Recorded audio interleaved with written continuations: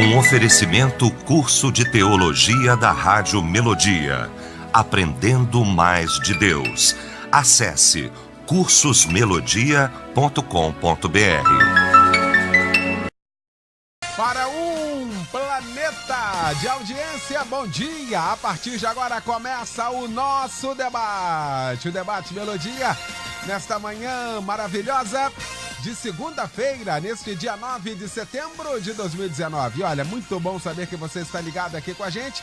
E a partir de agora, como é bom saber que você vai também interagir com a gente, participando efetivamente aqui do nosso debate através do nosso site, o site da Melodia, melodia.com.br, através do nosso WhatsApp também, no 99907-0097, você mandando pra gente aí mensagem de texto. Pesquisa do dia. Bom, a pesquisa hoje perguntando, você sabe a importância do Conselho Tutelar de sua cidade?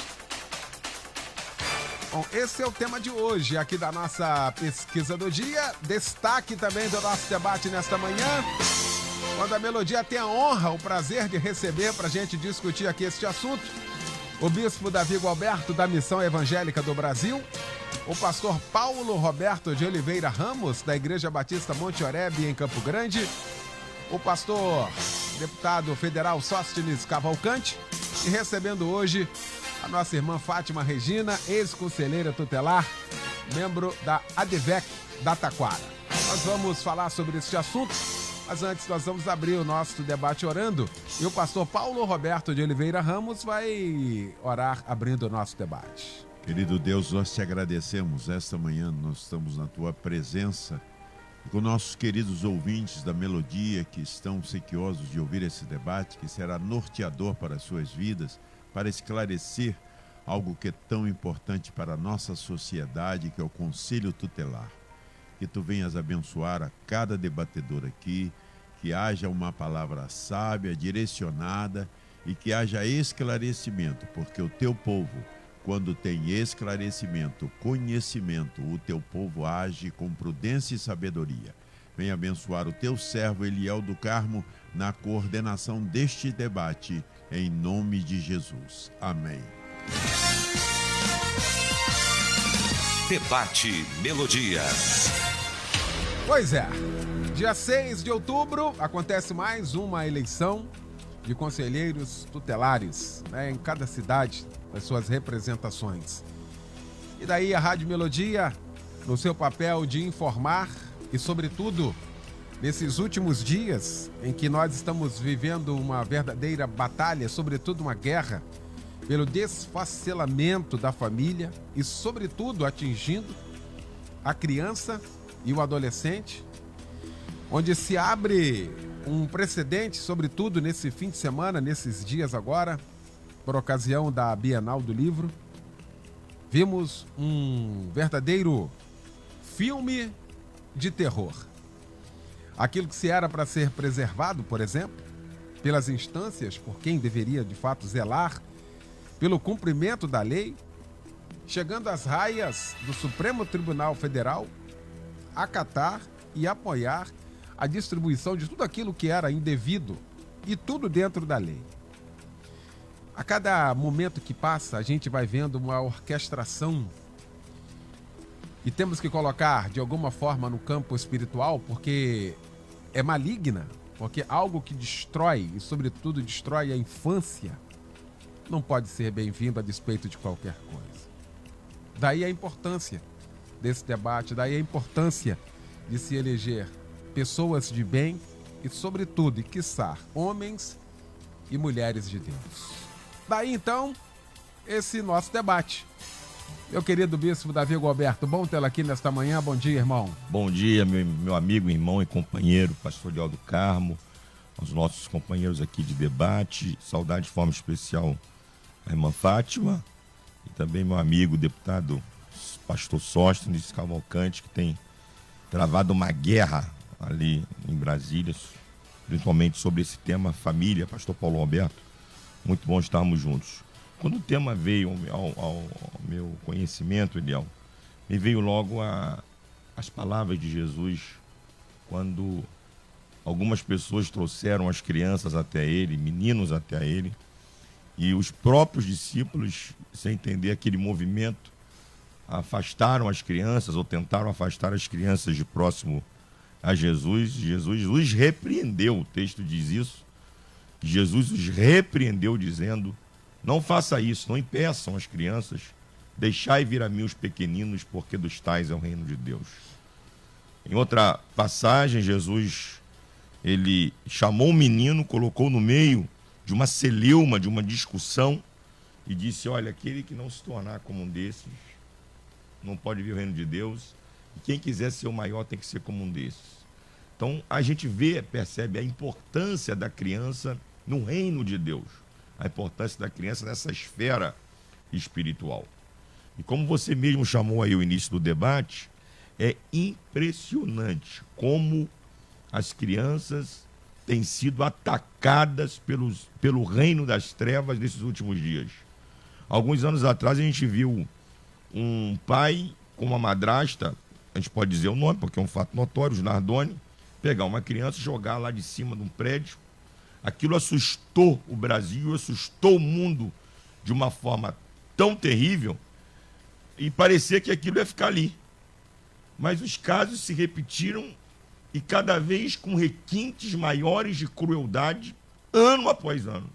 Alguns dias atrás, um pai pegou a própria filha e levou morta aqui para o Hospital Marcílio Dias.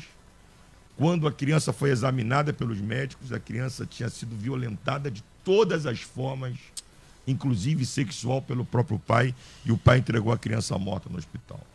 São ataques satânicos contra as crianças para destruir lá no berço, lá no ventre, o futuro da nossa sociedade.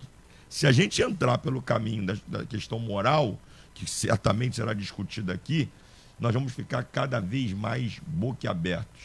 E, por incrível que pareça, quando o nosso prefeito tomou uma posição semana passada com essa relação da Bienal, o mundo já está tanto no maligno que os livros lá, os caras armaram para vender os livros, aumentou lá o papel lá e a divulgação dessas coisas ruins, porque há uma orquestração maligna por trás dessa destruição das crianças.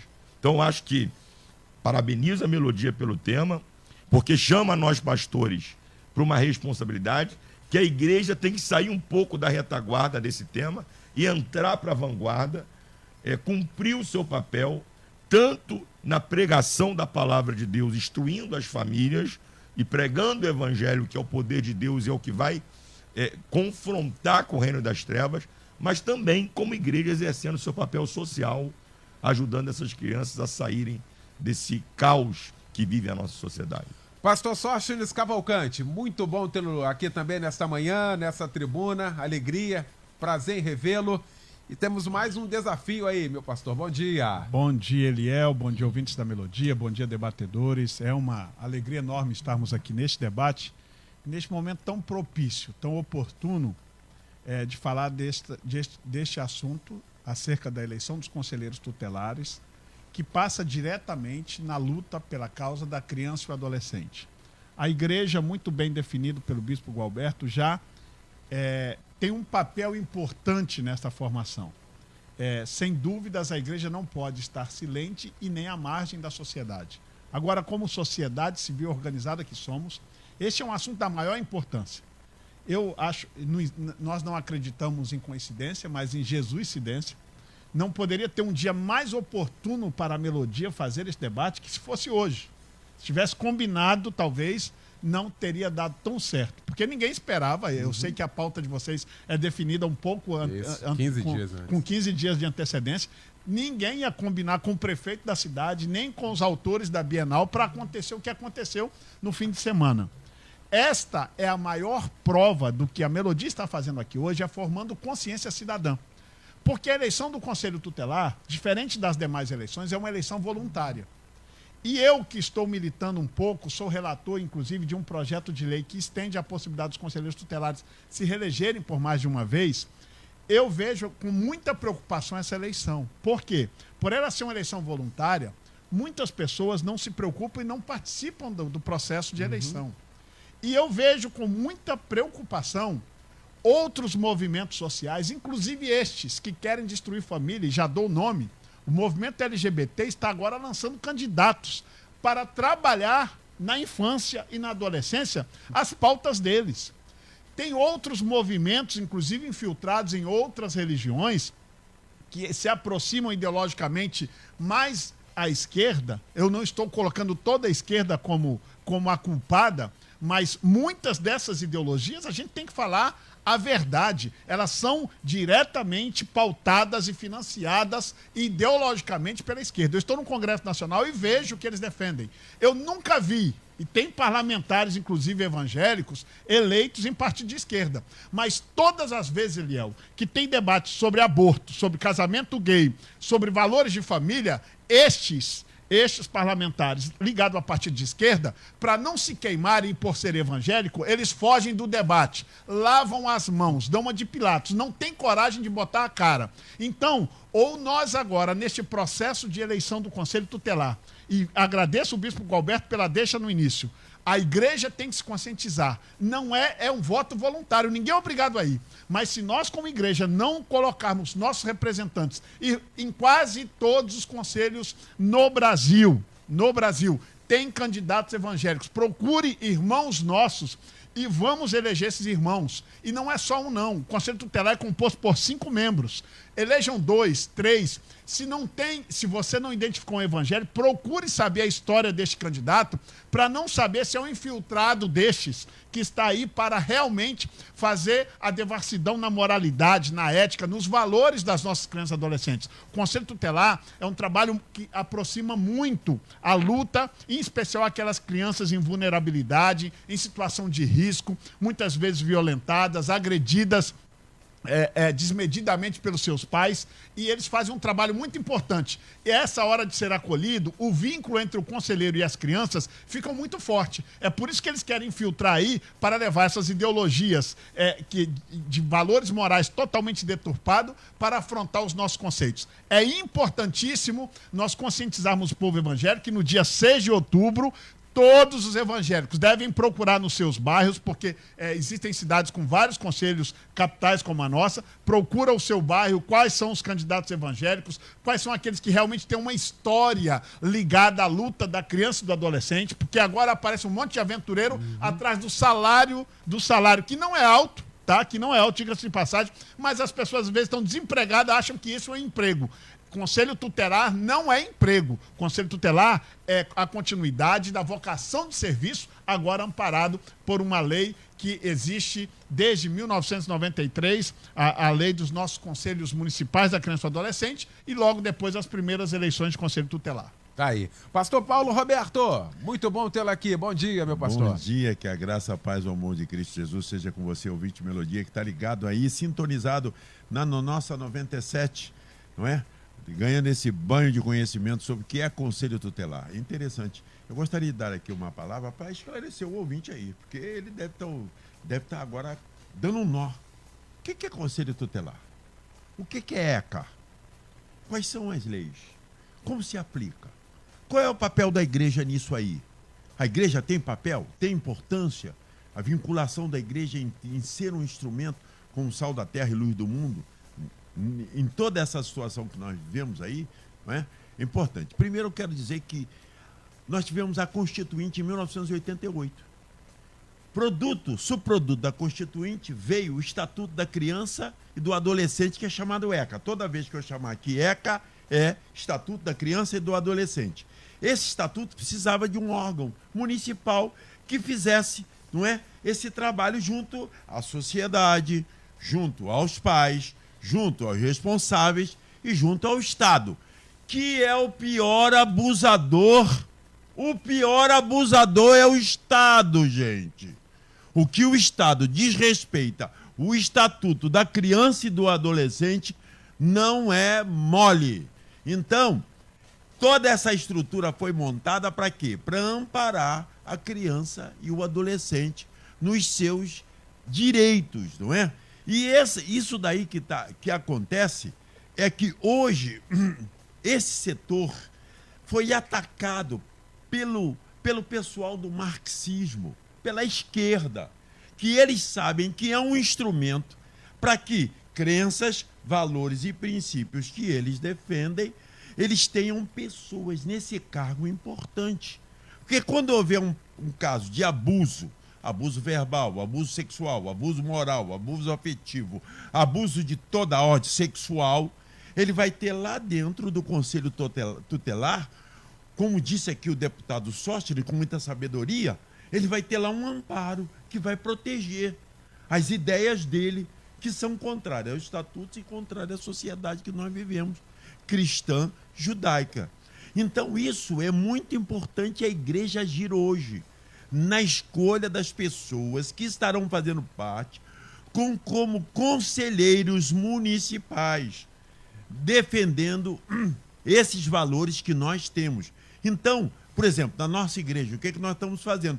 Nós já escolhemos uma irmã que não é de nossa igreja e que não posso falar o nome dela, nem o número dela, não é? No ar, porque não é permitido.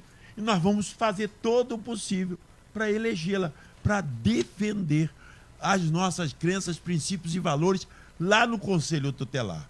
E uma coisa muito importante, que as pessoas às vezes não entendem. O Conselho Tutelar, ele não é jurisdicional. Ele não faz parte da justiça, não é? Do judiciário. Mas ele é o órgão que filtra, que capta da sociedade o que está havendo nas denúncias, seja ela por site, por e-mail ou por qualquer outro instrumento, não é? O telefone 100, etc., as demandas da sociedade quanto a isso. E até chega às raias também do trabalho escravo, que é uma coisa que nós temos esquecido. Então, eu quero parabenizar a Melodia por a discussão tão apropriada, tão maravilhosa que é a função do Conselho Tutelar na sociedade e a importância da igreja em apoiar. Muito bem. Eu deixei de propósito a participação da nossa irmã Fátima Regina, ex-conselheira tutelar, ela que esteve no fronte, ela que esteve lá, pessoalmente, vivenciando toda essa expectativa e movimentando exatamente isso. Quero cumprimentá-la nesta manhã. Bem-vinda, obrigado por aceitar o nosso convite. Bom dia, irmã Fátima. Bom dia, pastor Eliel. Bom dia a todos os debatedores. Bom dia a todos os ouvintes. Possamos ter uma manhã maravilhosa nesse dia, né, aqui na Melodia. E vamos ver esse enfrentamento aí do Conselho Tutelar, da importância do Conselho Tutelar nas nossas cidades, né? Que é muito importante, como o pastor Sóstenes falou, deputado. Esse mês agora próximo será eleição e temos que estar ali atento para realmente saber escolher quem é que nós iremos estar colocando lá dentro do Conselho para poder estar defendendo, ajudando as nossas crianças, nossos adolescentes. Como já foi falado aqui, eles estão vivendo assim em momentos muito terríveis mesmo, momentos de apreensão para a família, para toda a sociedade, e as pessoas não estão respeitando mais nossas crianças, né? Então, o Conselho Tutelar, ele está aqui para poder estar ajudando nesse enfrentamento, né? E quando seus direitos são violados, porque nós temos visto muitos direitos sendo violados aí, agora essa semana mesmo, como aconteceu na Bienal, aquele absurdo, que todos nós sabemos, que o Brasil todo, o mundo todo sabe.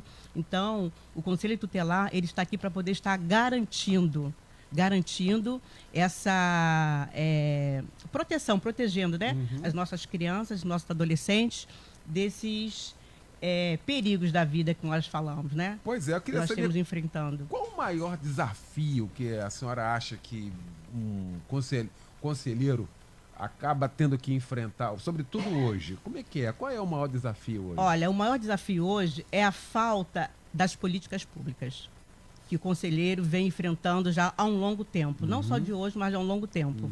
Porque você se depara com situações que crianças chegam até você, famílias, né, com queixas, e você quer agir, você quer dar um atendimento de excelência, um atendimento de qualidade. Às vezes você não consegue por falta de políticas públicas, né? Muitas que já foram desconstruídas. Por exemplo, uma coisa bem simples. A criança, ela tem a necessidade, né, de estar numa escola. Os pais têm a necessidade de colocarem seus filhos para que eles possam estar trabalhando, para que eles possam estar procurando, né, ver o melhor. Então, ele procura uma escola, procura uma creche e, infelizmente, ele não acha com tanta facilidade como deveria. Então, aonde entra essa dificuldade desse enfrentamento dos conselheiros, ter que estarem buscando ajuda, recorrendo ao MP, para poder estar colocando na justiça para as crianças de um direito que seria legal delas. Pois é, a questão delas simples estarem... que a senhora falou, né? Vamos falar aqui uma questão simples. Quer dizer, tem uma criança que precisa estudar, é a função do Estado fornecer, só que não é encontrado isso. Infelizmente, não é encontrado isso. Essa é uma realidade que as famílias têm lutado muito, os conselheiros também têm lutado muito, para que esse cumprimento do Estado, né, venha a ser efetivo. E isso, infelizmente, não acontece como deveria acontecer. Olha isso. Bispo Davi, sabe, o negócio assim, a gente vai falando e a gente vai vendo também a falta, sei lá, não sei se é a falta de empenho, eu não sei se a oratória fala melhor, fala mais alto do que a prática, a gente não sabe. E se a gente abrir aqui, vai ter trocentos informações aqui, depoimentos desse mesmo tipo que a nossa irmã Fátima trouxe aqui, ou seja, não tem políticas públicas no mínimo, não está falando do máximo, não, do mínimo. O mais grave é que todos os anos é a mesma história. Todos os anos, no início do ano, você abre lá a televisão, você liga a televisão, e são milhares, não são centenas não, são milhares de pais em filas quilométricas buscando um direito básico de ter o seu filho atendido numa escola da rede pública. Então, o que a gente, não adianta a gente... claro que existem tantas outras, existe a falta do interesse do Estado, existe esse sistema aí marxista que tomou conta aí de muitas áreas da sociedade, mas por trás a gente sabe que há toda uma orquestração espiritual, uma orquestração maligna para fazer com que os nossos filhos não tenham acesso à educação que vai ajudá-los a se tornarem cidadãos melhores e a mudarem a história da nossa sociedade. A minha irmã, ela é diretora de uma escola pública e a gente, já há mais de 20 anos, e a gente conversando, ela relata casos que deixam a gente triste, nos deixam, assim, assustados de ver a destruição, né? Como as crianças chegam na escola com valores completamente distorcidos, com valores completamente destruídos, com a sua vida emocional comprometida, crianças com 9, 10, 11, 12 anos, né? Há pouco tempo, lá no hospital próximo lá à nossa igreja, temos alguns irmãos que trabalham lá, apareceu uma menina com 11 anos grávida, né? Com 11 anos de idade grávida. Então, a destruição dos valores familiares, ela está destruindo, matando as nossas crianças lá no Nascituro. Então, eu acho que a gente tem que denunciar mesmo isso como igreja, e como igreja também cumprir o nosso papel, saber votar, não é? Na época de eleições, agora para o Conselho Tutelar, eleições aí para prefeitos, para vereadores, para deputados, né? Para governadores, a gente precisa saber votar, para colocar pessoas que realmente tenham não só o desejo, não só o discurso, como você falou aí, mas tenham a disposição e o compromisso de atacar essas áreas e mudar essa situação para o bem da nossa nação. Muito bem, muito bem. Muitos irmãos aqui participando, e sabe qual é a coisa mais importante aqui que eu estou percebendo aqui, pastor Sóstenes? Muitos irmãos aqui dizendo assim, olha, muito obrigado pela informação, eu nem sabia dessa importância. Olha que negócio, o tanto tempo que a gente deixou passar esse negócio também. É tão sério, para se ter uma noção, eu acho que até a irmã Fátima poderia corroborar, como é uma eleição facultativa, o voto não é obrigatório, comparecem menos de 5%, os dados que tenho, dos eleitores para votar. Um conselheiro tutelar é eleito, só para o pastor que está nos ouvindo, para o irmão da igreja que está nos ouvindo entender, vários conselheiros tutelares são eleitos aqui na capital, eu vou falar da capital, com 300, 400 votos. Isso. Ou seja, se uma igreja de porte médio, não precisa ser grande não, se uma igreja de porte médio no bairro decidir eleger um conselho tutelar, e esse pastor formar consciência naquela igreja, e no domingo, que é um domingo, normalmente, para nós que somos assembleanos, no meu caso, não o caso do pastor Paulão e nem do bispo Gualberto aqui, nós que somos assembleanos, domingo, primeiro domingo normalmente é ceia. É só o pastor naquele domingo de ceia, pegar, conscientizar a igreja, e acabou a ceia, falar, irmãos, precisamos que vocês todos, após o almoço, antes do almoço, saiam daqui e vá votar para alguém do Conselho Tutelar alinhado com os nossos valores. Gente, isso é muito sério que eu estou falando, queridos debatedores, querido ouvinte. Os pastores se formarem esta consciência, nós vamos colocar pessoas com os nossos valores. É urgente. Tudo que nós ouvimos falar, e aí eu quero aqui fazer uma referência ao meu pastor Silas Malafaia, que eu de vez em quando ouvia ele, pastor Eliel, falar de algumas coisas acerca de sexualização das crianças, não é? O movimento LGBT, o que queria fazer com as nossas crianças, eu achava até que ele exagerava em algumas coisas.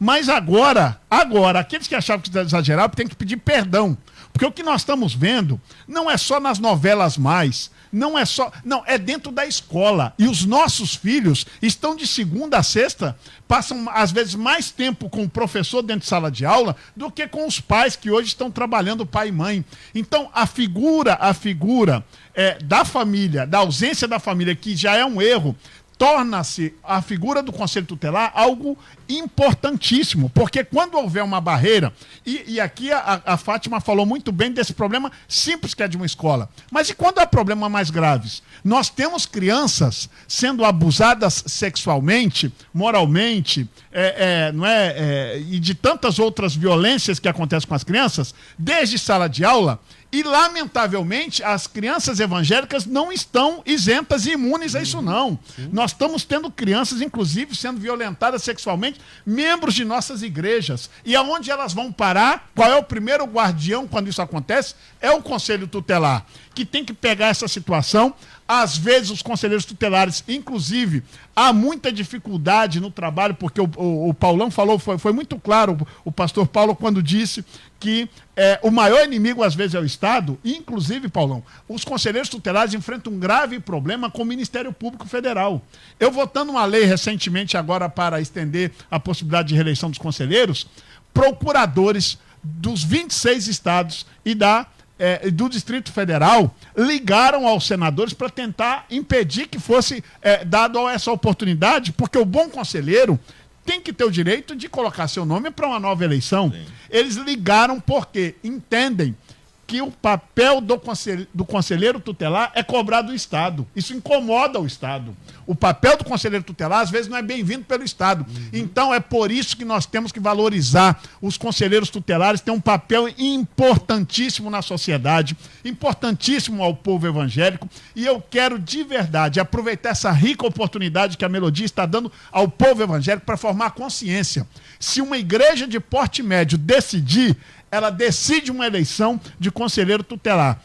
Nós precisamos motivar o nosso povo a identificar quem são esses candidatos. Se por acaso, eu acho que em todos os lugares tem candidatos evangélicos. Sim. Se por acaso não tiver um candidato evangélico, procure a história deste candidato. Se realmente, porque agora tem um monte de instituição, porque para uma pessoa ser candidata a conselho tutelar, além de uma prova, ele tem que ter uma declaração de que presta serviço realmente às crianças. Mas tem instituições aí que estão dando esse tipo de atestado e às vezes a pessoa não tem vínculo nenhum com criança e acabam entrando pela janela, não é, burlando o sistema, se candidatam e ficam infiltradas ali para proteger pedófilos, para proteger gente que não presta. Inclusive, nós já tivemos no Conselho Tutelar da capital aqui no Rio de Janeiro, soube que aproximadamente uns 15 conselheiros que na última vez passaram pelo Conselho de Ética do Conselho Tutelar e foram afastados por identificar problemas na condução do seu trabalho. Então nós temos que observar bem quem são essas pessoas, conhecer o seu histórico no bairro ou na cidade e eleger pessoas que realmente vão lutar pela causa da criança ou do adolescente que está sendo sexualizada precocemente, que está sofrendo essas afrontas desses marxistas, porque já dizia Marx, destrói uma família para você ter uma sociedade uniforme. E isso é o que eles estão querendo. Destruir os valores familiares para afrontar com todo tipo de ideologia os nossos valores de família. Quem fala é garantia constitucional sobre sexualidade para as crianças são os pais. Isso não é dever de nenhum outro instrumento. E é por isso que aqui a gente tem que aproveitar e registrar os parabéns à atitude do prefeito do município do Rio de Janeiro, porque o que ele quis, e aí vamos aproveitar a mega audiência que a Melodia tem para dizer a verdade, porque a fake news acontece por todos os lados.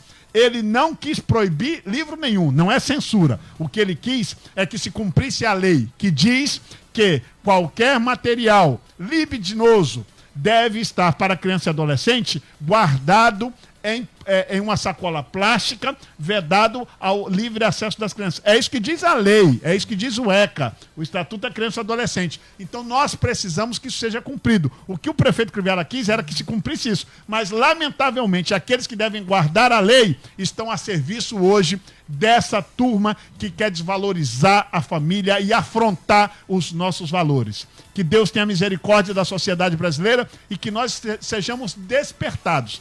Pastores, líderes em primeiro lugar e depois a consciência de cada cristão para cumprirmos o nosso papel. Tá aí. Intervalo, a gente volta já com a segunda parte do nosso debate. Até já!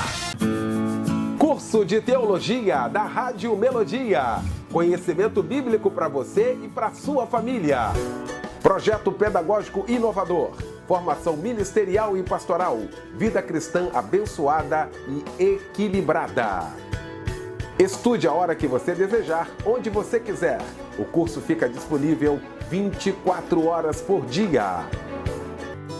Chegou a sua vez de estudar e crescer. Matricule-se. Acesse cursosmelodia.com.br. Já de volta com a segunda parte, então, do nosso debate nesta manhã. Você sabe a importância do Conselho Tutelar de sua cidade? Estamos discutindo aqui este assunto com o bispo Davi Gualberto, com o pastor Paulo Roberto de Oliveira Ramos, com o deputado pastor Sóstenes Cavalcante e também com a irmã Fátima Regina, ex-conselheira tutelar, para a gente entender, né, a importância. E olha, com a primeira parte assim, sensacional, uma primeira parte maravilhosa. Eu quero voltar aqui com o pastor Paulo Roberto. Pastor Paulo Roberto, quando se trata de cuidar de criança, em tese, o que vem à nossa mente é de alguém, família. É alguém que sabe o que é a família. É alguém que tenha o conceito de família. Então, como que coloca alguém ou elege alguém que não tem conceito de família, que não valoriza a família para cuidar de família? Como é que é isso, pastor Paulo? Isso é uma coisa muito séria. Agora, olha, Eliel, vou falar uma coisa. A Melodia inicia um novo tempo, porque a igreja estava alienada para a sua responsabilidade, mas agora nós estamos vendo a igreja se revestir de uma responsabilidade de apoiar gente que tenha um conceito certo de família, que defenda o direito das crianças e dos adolescentes, que seja um instrumento para estar ali no conselho tutelar, porque infelizmente nós abandonamos, aí foi culpando gente ligada a LGBT, a grupos de militância, né? De militância dos gays e etc. E de outros setores que não tinham nada a ver, que não defendiam como educadores, como construtores de princípios da família. E nós estamos agora tomando essa nova atitude. Isso é muito lindo e muito maravilhoso. Eu tenho certeza que a Fátima aqui que ela já exerceu o cargo, poderá nos influenciar muito e dar ideias de como nós podemos, como igreja, fortalecer essa questão de botar pessoas apropriadas no lugar certo para exercer esse filtro. Porque o Conselho Tutelar, ele não tem poder de polícia. Ele não tem. Ele tem o poder de quê? Ele pega da sociedade civil as demandas, as denúncias, e ele vai preparar uma documentação que será levada para o judiciário, não é? E se lá nós não tivermos pessoas que sejam responsáveis e que tem uma ideia correta de família, ele vai para o quê? Ele vai ser o agente engavetador geral das denúncias. Porque, não, isso aí não me interessa. Se ele não acha que tem justa causa, né? Para ele, na concepção dele, né? Na concepção dele, ele vai engavetar. Então, escolher pessoas apropriadas para esse cargo é fundamental. Muito bem. Irmã Fátima Regina, na sua experiência, né? Passando por lá, assim, qual foi a maior dificuldade que a senhora encontrou lá? Conta pra gente um caso que, de fato, trouxe assim uma demanda muito grande, que a senhora viu que se não tivesse alguém ali com habilidade para isso, seria um caos total. Olha, eu quero dizer também que existe ainda muitas dúvidas e mitos a respeito do Conselho Tutelar. Muitas pessoas pensam que o Conselho Tutelar ele é um órgão que está ali para poder punir as famílias, que está ali para poder punir as crianças e adolescentes. Não é isso. Ele está ali para poder zelar pelo cumprimento dos direitos dessas crianças quando são violados. E quanto à sua pergunta, Eliel do Carmo, que você perguntou a respeito de situações, né? De problemas de enfrentamentos difíceis, que nós precisamos, assim, nós recebemos uma denúncia, né? Como já foi falado, nós recebemos denúncias do Ministério Público, denúncias da Vara, e recebemos uma denúncia de uma família que uma criança, com 1 ano e 3 meses, mais ou menos, ela foi espancada pelo seu padrasto. Um bebê, 1 ano e 3 meses. Meu Deus. E essa criança, a mãe a socorreu, levou para o hospital, e a criança ficou alguns dias internada e foi levada a óbito. Meu Deus. Esse foi um caso assim que eu peguei esse caso, eu fiquei assim extremamente abaladíssima, porque foi logo no meu primeiro dias assim de trabalho, né, que eu entrei logo para o conselho e peguei uma situação assim extrema de violência contra a criança. E o que aconteceu? Nós tomamos as medidas cabíveis do Conselho Tutelar, né, encaminhamos para o MP, encaminhamos, né, a delegacia também, que o órgão que ajuda o trabalho junto com o Conselho Tutelar, porque quando acontece esse tipo de crime, o Conselho Tutelar, quem delibera, né, quem toma as rédeas, toma as frentes, é a delegacia. Então, o Conselho Tutelar, ele não atua, ele não mexe nessa situação. No caso o abusador, a pessoa que cometeu o abuso, a polícia que vê essa situação. Normalmente é agora, DECAV, né? É o DECAV, Mas, geralmente, nós ficamos com a parte da criança para poder estar orientando, buscando ajuda, buscando situações ali para poder ajudar aquela criança. Mas, infelizmente, aquela criança foi a óbito. E o que aconteceu? Os pais fugiram. O pai fugiu, o padrasto fugiu e a polícia, né, ficou na incumbência de estar procurando esses pais para poder eles estarem pagando, né, pelo crime que eles cometeram. E aí levou mais ou menos 1 ano. 1 ano após, eles foram encontrados e aí foi cumprido toda aquela demanda que a polícia faz de pesquisa, de investigação. E graças a Deus, esse casal, né, eles tiveram a punição deles, ficaram presos, eles foram 18 anos, né, que eles pegaram lá de detenção, e isso é um ganho muito grande, porque o que acontece? As pessoas falam, o Conselho Tutelar não resolve nada, o Conselho Tutelar ele está ali só para poder estar punindo as pessoas, punindo as famílias, ele não consegue estar atuando naquilo que a sociedade quer, mas isso é um mito, isso é uma mentira, tá? Nós enfrentamos, os conselheiros enfrentam muitas situações difíceis que às vezes nós sabemos que não depende dele, nós dependemos das políticas públicas. E às vezes as políticas públicas se omitem para poder estarem ajudando, para poder estarem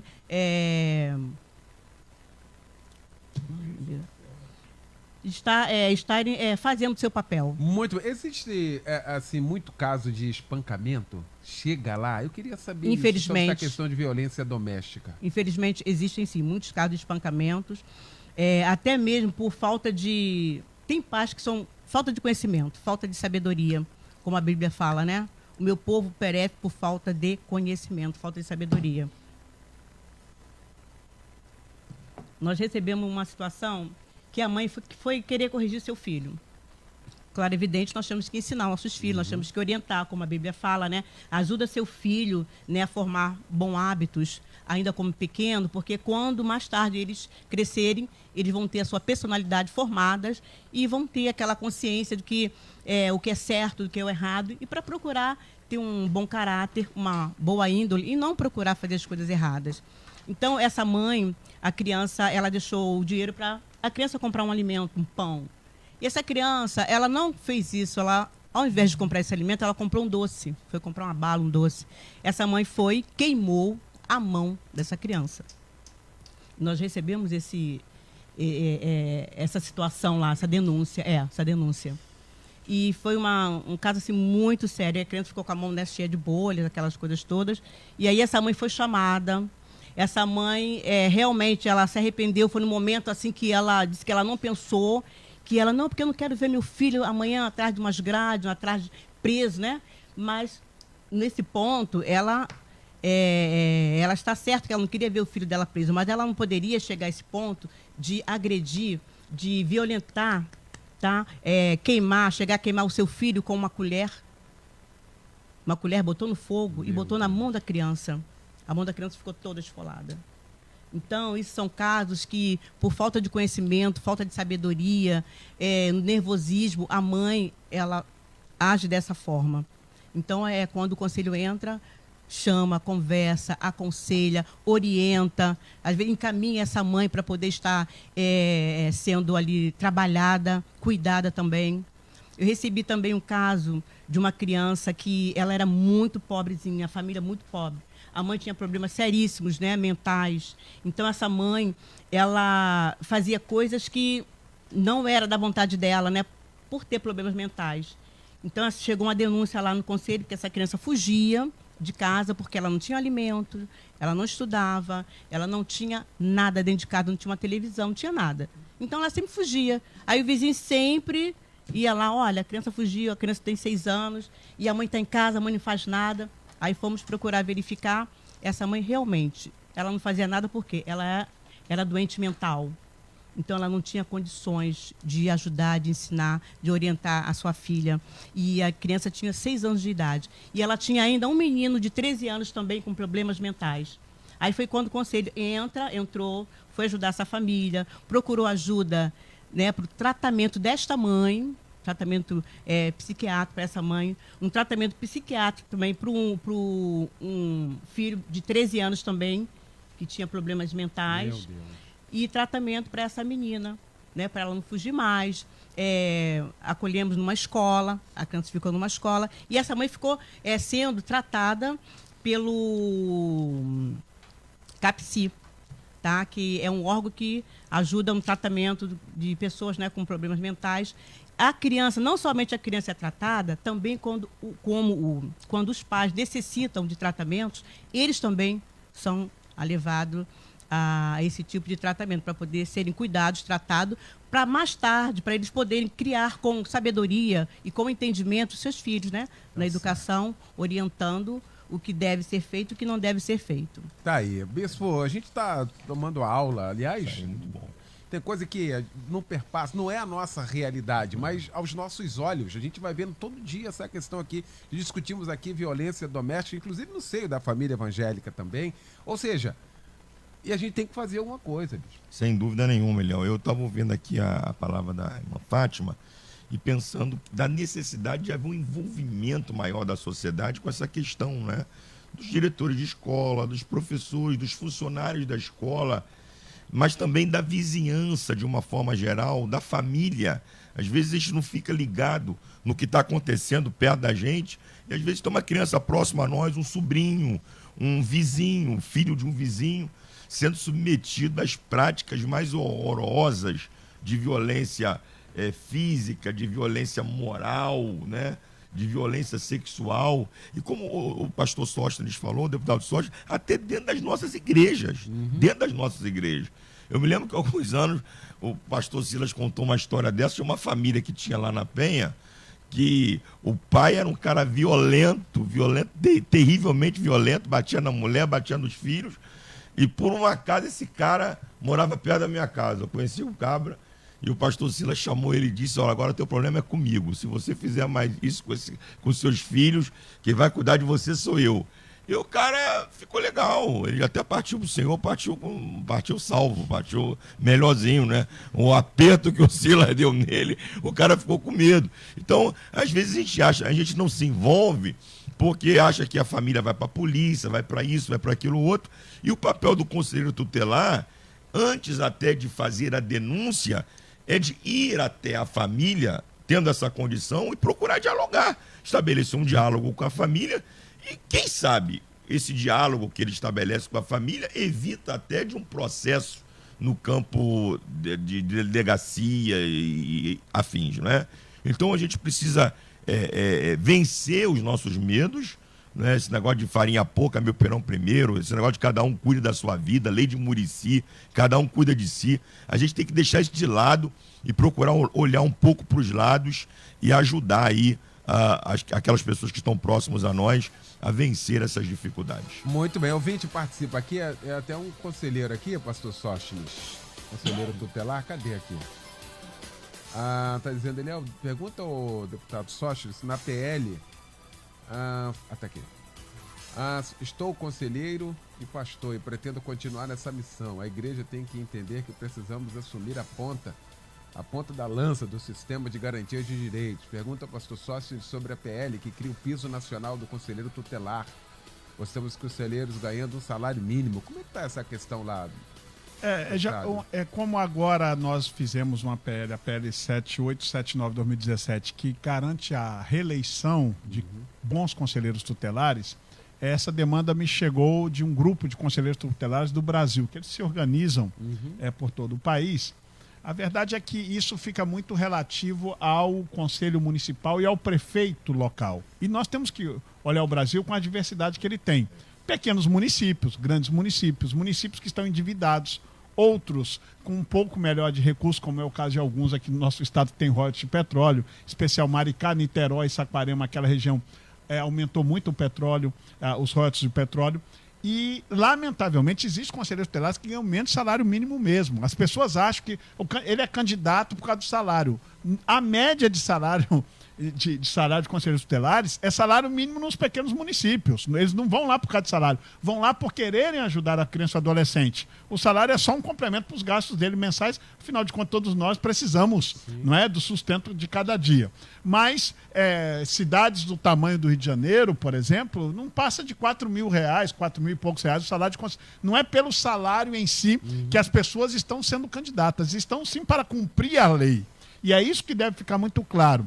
O papel do conselheiro tutelar é justamente ser esse tutor entre a família, quando a família perde o controle, não é uma família de violência. Imagine um conselheiro tutelar se colocando. Eu me lembro que no ano de 94, minha mãe foi candidata no interior de Minas, onde a gente morava, e elegemos, eu fiz a primeira campanha de conselheiro tutelar, eu fiz e elegi minha mãe como a segunda mais votada no município que a gente morava em Minas. E minha mãe não quis a reeleição, que já tinha direito a uma reeleição naquela época, porque ela se viu, o conselheiro tutelar, ele lamentavelmente, quando não está preparado emocionalmente, ele convive com violência doméstica. Ele convive com atitudes de violência sexual contra a criança.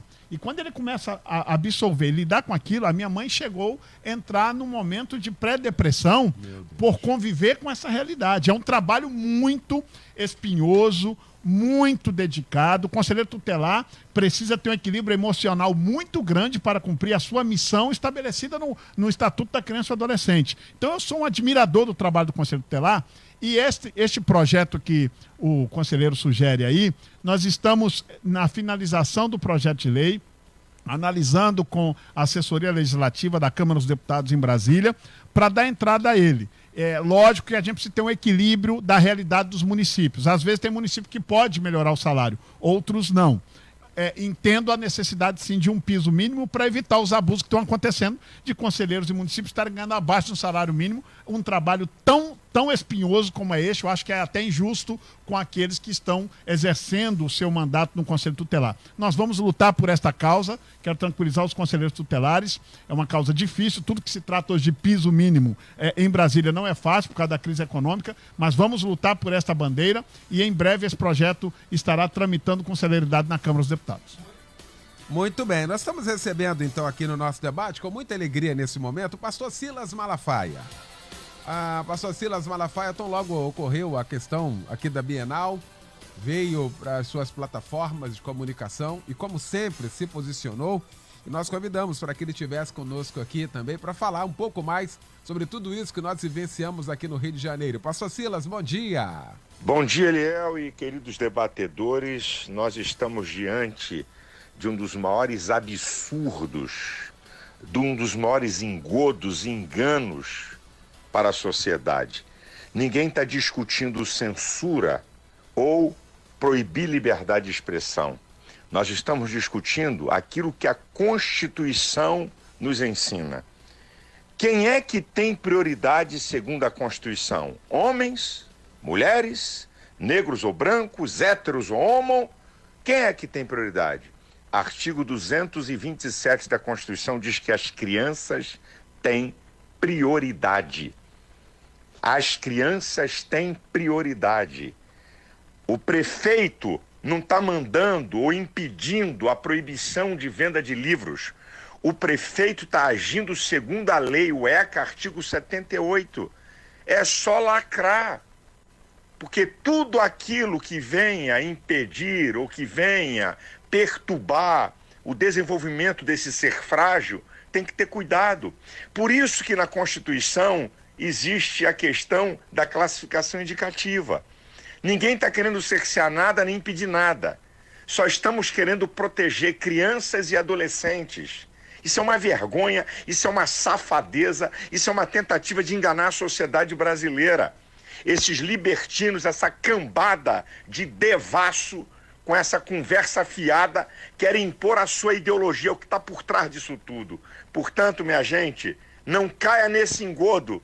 Eles usam essa questão de censura, usam esse argumento que querem cercear a liberdade de expressão, conversa fiada. Nós queremos proteger crianças, que está garantido no Código Penal, artigo 208-A, está garantido no ECA, correto? Que é o Estatuto da Criança e do Adolescente, artigo 78, e está garantido no artigo 227 da Constituição Brasileira. Essa que é a verdade. É obrigado a estar em lacre e avisar.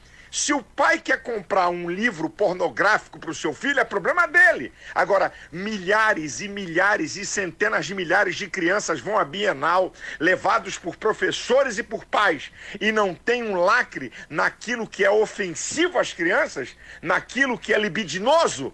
Então, fica aqui a nossa indignação, o nosso protesto contra essa falta de sensatez e esse cinismo de vir querer deturpar aquilo que está sendo feito para proteger as crianças. Deus abençoe a todos. Valeu. Obrigado, então, querido pastor Silas Malafaia, participando também aqui do nosso debate nesta manhã. Nós já estamos chegando ao final desse nosso debate. Chega aqui uma participação, talvez seja importante a gente falar aqui e seja a realidade de muita gente. Um ouvinte diz aqui, irmã Fátima, assim: meu vizinho deixa os filhos trancados e sai para fazer alguma coisa na rua. Eu devo denunciá-lo?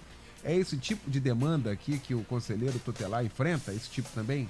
Esse aqui? tipo de demanda, são muitas demandas a respeito de pais que saem à noite para participar de baile e largam as crianças sozinhas em casa. Pais que vão trabalhar mesmo, precisam trabalhar, deixam os seus filhos sozinhos em casa, tipo um de 8 anos para cuidado de 3, 4, 5 anos. E essa denúncia, ela pode ser feita diretamente do Conselho Tutelar, qualquer vizinho, qualquer parente, qualquer pessoa da sociedade pode fazer por Nós temos telefone, algum contato? 100. Olha, É o do Disque 100? o Disque 100. Disque 100 é o melhor contato e aí eles encaminham para o Conselho Tutelar. Tá aí, então. Bom, eu quero agradecer essa mesa maravilhosa que se formou para a gente discutir este assunto. Demos um passo muito importante nesta manhã. Você que está ouvindo a gente, Agora, no Brasil inteiro, você tem 27 dias para pesquisar em quem você vai votar. Você tem um espaço de tempo aí agora para assumir a sua responsabilidade. A partir de agora, você que não sabia da importância do Conselho Tutelar, agora você sabe dessa importância. Então você tem 27 dias a partir de agora para começar a se informar em quem você vai votar. Se não tiver ninguém aí no seu bairro, alguém servo de Deus, alguém que você conheça. Um dia desse, estava conversando com o Fábio, alguém que participou do grupo Família Melodia Oficial, alguém que entrou. O rapaz ficou tão, assim, chateado que ele colocou todos os palavrões, assim, de baixo. Aí foram averiguar quem era. O cara é candidato ao Conselho Tutelar. Uma pessoa dessa não pode representar. Jamais. É esse tipo de coisa que a igreja tem que estar atenta. Se nós não dermos resposta na eleição, esse tipo de gente vai estar lá e vai estar sexualizando criança, vai estar mal orientando as nossas crianças e as crianças em situação de vulnerabilidade. Quem vai ao Conselho Tutelar não são as crianças que estão com a famíliazinha toda organizada, não. São as mais frágeis, as que mais precisam, e esse tipo de gente não pode ser eleita conselheira tutelar e só através do voto. Quero já que agradecer, Eliel, pelo convite, a oportunidade de estarmos aqui conscientizando o povo de Deus. É o que eu falei.